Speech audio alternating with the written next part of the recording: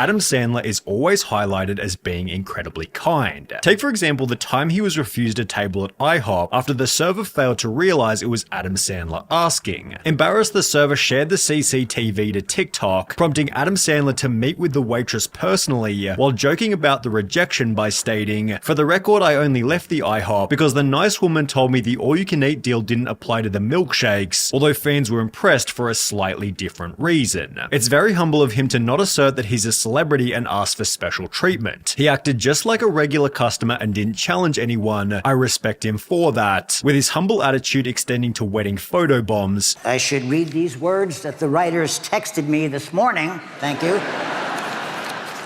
He doesn't act like a movie star. He doesn't look like one either. I mean...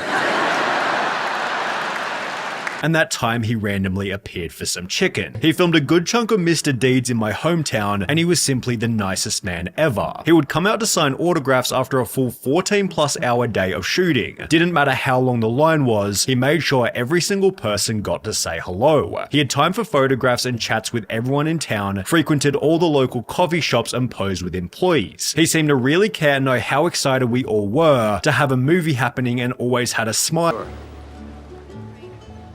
But you're too drunk to notice, remember? Take care. Although Adam's fans aren't the only people to talk very highly of him. You guys love each other. Is that fair to say? For sure. Absolutely. Yeah. I hear each of you individually talking about the other in such fond terminology. Yeah. After Pete Davidson worked with Adam Sandler on Saturday Night Live, Pete went on to state he's just such a cool, nice guy. I can't explain how wonderful of a person he is. Just like caring and sweet and not full of crap, which is very rare to find. Adam Sandler's happy on-screen mood clearly extends to his personal life. Everyone in this room has something in common. All of our lives were changed by the show. Everyone in this room has something else in common. None of us were allowed to use the little bathroom in Lorne's office. 50 years. 50 years. Saturday Night Live's been on for 50 years. 50 years of your sketch killing at read-through. And finding out they didn't pick it because the host didn't want to take off his shirt. Ladies and gentlemen, Steve Buscemi. People have only ever said the opposite about Steve Buscemi. Buscemi worked as a New York firefighter before quitting to pursue acting, although when the Twin Towers were destroyed on September 11, Buscemi walked into his old fire department to volunteer, working 12 hours a day for a week straight in the hopes of finding survivors. He called his old firehouse, then receiving no reply, headed to the site, where he found his former engine company. I asked if I could join them, he said, adding I could tell they were a little suspicious at first, but I worked with them that day. It was a privilege to be able to do it. It was great to connect with the firehouse I used to work with and with some of the guys I worked alongside. Note, this was in 2001 after he was already extremely famous from movies such as Fargo. How you doing? Yeah, I decided not to park here. Well, what do you mean? You decided not to park here? Yeah, I just came in. I decided not to park here, so... But, well, I'm sorry, sir. Yeah, I decided not to. You know, I'm not... I decided not to take the trip, as it turns out, so... Well, I'm sorry, sir. We still got to charge you the $4. I just pulled in here. I just fucking pulled in here. Yet according to an independent article on his volunteering, very few photographs and no interviews exist because he declined them. He wasn't there for publicity. And in that time, I've done a lot of movies, a little directing, and best of all, I got to be the lead on HBO's Boardwalk Empire. Wouldn't you think you were hallucinating if Steve Buscemi helped you out of the rubble? What a great, humble guy. And then when I hear you laugh at the funny thing you told me to say, I'm in heaven. With a Reddit comment then offering a slightly more personal story. I used to serve him all the time and he never once was a diva. Always had a smile on his face, and I mean, I don't even think he once had a complicated order. He always ordered the most simple thing on the menu and always tipped 20+%, not to mention Buscemi gets extra credit for being close friends with Adam Sandler. I love you, Adam. Love you, buddy. Nobody makes me laugh like you, and nobody has taken better care of me in this business than you. Ladies and gentlemen, Post Malone.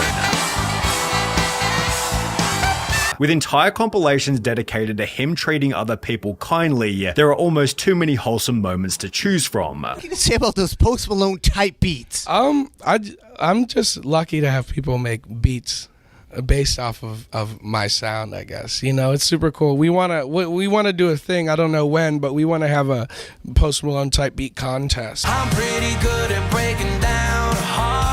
I mean, he's so nice. He's an unbelievable guy.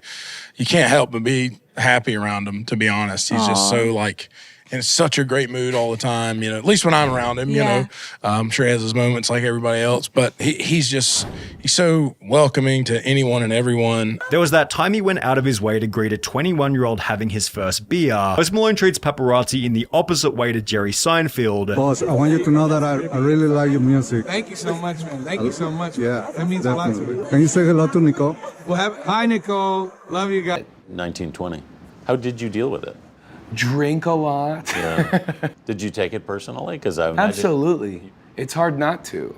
In a different instance, Post Malone let a fan come on stage to play the guitar part in Stay, and it's therefore no surprise that fans have told anecdotal stories such as, someone in a similar thread said Post moved into his brother's street and went and introduced himself to all his new neighbors and invited them for a barbecue. Genuinely sounds like an awesome guy. I believe this 100%. He had a party at an Airbnb or something a few houses down from my group's Airbnb, and he legit went around the cul-de-sac himself inviting everyone to the party. He also spent the entire night moving between groups, chatting and generally being a phenomenal host and ensuring everyone had a blast. 10 out of 10 dude. Thank you for your love and thank you for your support over all these years, ladies and gentlemen. Ladies and gentlemen, Please welcome Shaquille O'Neal. Kobe and I always maintained a deep respect and a love for one another. I remember him saying, these guys are playing checkers and I'm out here playing chess. And I would say, I guess so, Kobe, I don't know how to play chess. Back in 2011, Shaq had hit rock bottom. He'd retired from basketball, divorced from his wife, and had no idea where his life was going next. I was lost. 76,000 square foot house by yourself. No kids. Go to the gym. Nobody's playing in the gym. You go to their room. Nobody's there. During this period, Queen Dr. Lucille O'Neal said, hey man, I don't know you no more. You need to humble yourself. And when mama talk, the true man listens. I'm in a big old house because of that man. I'm still relevant 5 years after playing because of that man. I'm responsible because of that man. So I thought it would be disrespectful to meet another man, you know, especially then. You know, he passed away a couple years. You know, if the time presents itself, I may say hello or say thank you, but you know, a lot of people think I have hard feelings. I don't. After which Shaq began working on becoming a better person. He'd state, the day I killed the narcissist Shaq is the day my kids text me, hey daddy, I miss you. Bro, when I got one of those texts, man, I actually cried then. I didn't know what to say. After I got that love from them, I said, you know what, I'm not gonna be the asshole Shaq no more. Cause I was an asshole and I lost everything. The day I released all that me, Shaq is the day the blessings opened up. As a result, Shaq's been trying to create a fairly unique legacy. Talk about legacies, I want mine to be one sentence. Shaq was a nice guy. Which has been aided by his random acts of kindness, purchasing bikes, shoes, and laptops for less fortunate children. It seems the only people Shaq won't give money to are his own kids. Because I believe in respectable nepotism. You get all A's this next semester, you can get whatever you want. So he gets all A's, and I was like, go to the dealership and pick one. Then I get a call from Tesla. I said, man, you better take your ass across the street to Honda.